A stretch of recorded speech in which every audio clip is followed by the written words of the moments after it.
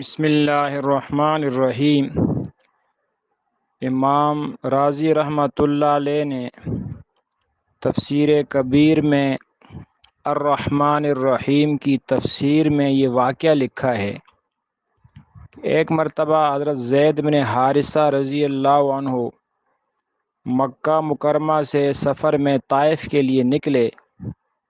ایک شخص ان کے ساتھ ہو گیا جو منافق تھا، دل میں کفر، زبان پر اسلام ظاہر کر رہا تھا۔ جب راستے میں چلتے چلتے ایک مقام پر پہنچے تو تھوڑی دیر آرام کرنے لگے۔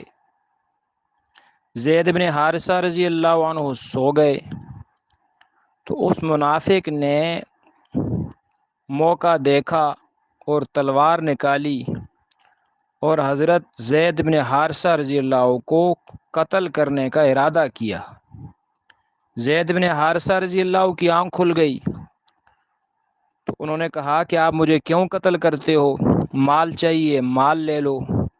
اس نے کہا نہیں، میں آپ سے مال نہیں چاہتا، میں آپ کو قتل کروں گا، اس لیے کروں گا کہ آپ محمد سے محبت کرتے ہو، میں محمد سے بغض رکھتا ہوں، نعوذ باللہ من ذالک۔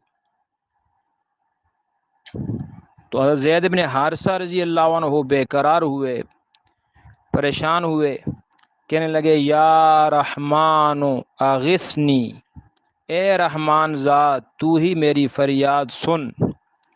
اتنے میں ایک آواز آئی ویحک لا تقتلہ، تیرے لیے ہلاکت ہو، اس کو قتل مت کرو۔ اس منافق نے مڑ کر پیچھے دیکھا تو بندہ کوئی نظر نہیں آیا۔ دوبارہ اس نے قتل کا ارادہ کیا، دوبارہ انہوں نے فرمایا یا رحمان اغثنی، پھر پیچھے سے آواز آئی ویحک لا تقتلہ۔ تیسری مرتبہ ایسا ہی ہوا۔ تیسری مرتبہ اس منافق نے پیچھے دیکھا تو ایک نیزہ ایک شخص کے ہاتھ میں تھا، اس نے نیزہ مارا اور اس منافق کو قتل کر دیا۔ زید بن حارثہ نے کہا کہ اے اللہ کے نیک بندے تو کون ہے؟ وہ کہنے لگے میں جبرائیل امین ہوں، میں جب پہلی مرتبہ آپ نے پکارا میں 7ویں آسمان میں تھا، اللہ نے فرمایا جاؤ میرے بندے کی مدد کے لیے پہنچو۔ دوسری مرتبہ پھر میں آسمان دنیا میں تھا، تیسری مرتبہ میں اس منافق کے پاس تھا، اللہ نے مجھے تیری مدد کے لیے بھیجا ہے۔ تو جب بندہ رب کو پکارتا ہے تو رب فریاد سنتا ہے، مدد بھی کرتا ہے۔